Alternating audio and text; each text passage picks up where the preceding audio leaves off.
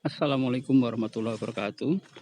Sampai kira-kira 15 tahun yang lalu atau 20 tahun yang lalu, di Solo dan sekitarnya, entah di daerah lain ya, orang masih dengan mudah bisa menemukan makanan-makanan semacam babi, eh, darah, beku atau saren, orang menyebutnya saren, atau daging anjing dijual di hampir semua warung, terutama di wedangan-wedangan. Sampai kemudian tiba-tiba makanan-makanan tersebut menghilang. Apakah ada peraturan daerah atau undang-undang yang melarang penjualannya? Tidak ada. Saya ingat saya tidak ada. Atau ada ormas yang merahasia makanan tersebut, juga saya ingat saya tidak ada. Lantas bagaimana makanan-makanan tersebut bisa menghilang? Cek it out.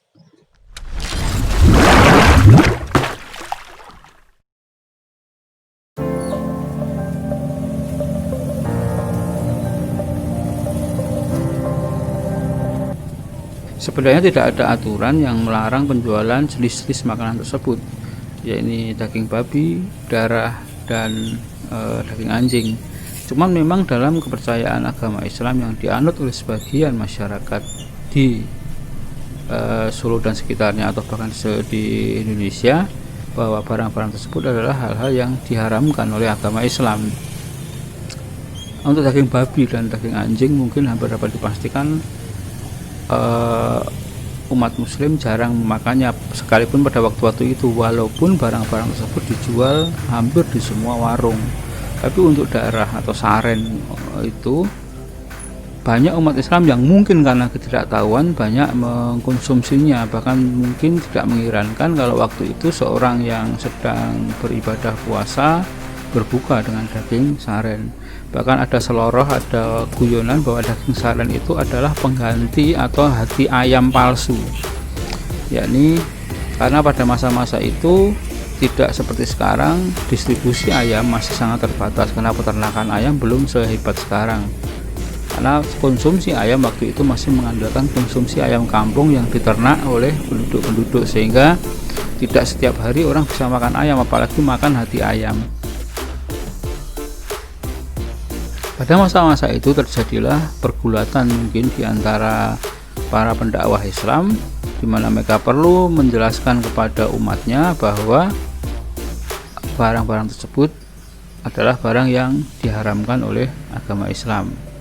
Dalam proses tersebut, kegigihan dari para pendakwah Islam, para ustadz, ustazah, kemudian para kiai untuk menjelaskan berhasil memengaruhi banyak umat Islam untuk meninggalkan barang-barang tersebut, seiring dengan kesadaran beragama. Karena waktu itu mulai terbentuk majelis-majelis sholawat, kajian-kajian agama dan sebagainya di hampir di setiap sudut kampung. Bahkan di kampung ada pengajian rutin ibu-ibu, pengajian rutin bapak-bapak yang sangat ramai peminatnya, sehingga mulai timbul kesadaran. Nah, disinilah kemudian berlaku hukum ekonomi supply and demand, di mana para penjual makanan yang awalnya menyertakan barang-barang tersebut mulai kehilangan pembelinya karena mulai ada kesadaran tersebut. Dampaknya adalah mereka mulai menghilangkan makanan-makanan tersebut dari daftar menu yang ada di dagangannya. Salah satu makanan favorit di Solo itu adalah tengkleng.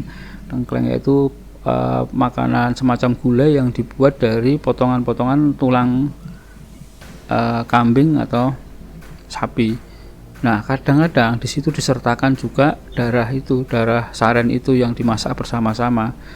Orang mungkin waktu itu masih bisa membeli dengan alasan karena saya tidak membeli sarennya, tapi membeli dagingnya. Tapi kemudian orang mulai sadar bahwa mencampur darah atau saren itu dalam daging kambing sekalipun itu bisa ada kemungkinan terkontaminasi. Akhirnya pedagang-pedagang tengkleng pun, yang termasuk pedagang-pedagang tengkleng yang berkeliling dari kampung ke kampung, mulai menghilangkan jenis makanan itu. Apakah peredaran makanan itu sudah tidak ada sama sekali? Masih ada dan masih banyak di sekitar kita, cuman mereka terlokalisir, tidak lagi di setiap di setiap warung. Artinya orang mempunyai segmen sendiri, membentuk segmen sendiri, dan itu sama sekali memang hal yang sangat lumrah. Apakah kemudian semua orang Islam tidak mengkonsumsinya? Masih banyak orang Islam yang mengkonsumsi itu, cuman memang tidak semasif dulu, tidak seperti dulu lagi. Jadi hanya beberapa orang yang mungkin karena ketidaktahuan juga masih mengkonsumsi hal tersebut. Kalau untuk dikonsumsi misalnya orang yang non Islam, bukan masalah, karena memang ada agama mereka membolehkan hal tersebut. Nah, mungkin masih menjadi tugas para pendakwah Islam, termasuk bisa jadi kita, untuk menjelaskan hal-hal tersebut tentang larangan-larangan terhadap makanan tersebut. Dan jika kemudian makanan-makanan tersebut berkembang lagi dan umat Islam menyukai lagi makanan tersebut, berarti muncul tantangan dakwah lagi. Karena demikianlah kira-kira hidup berlaku, bahwa setiap saat ada perubahan yang harus kita antisipasi.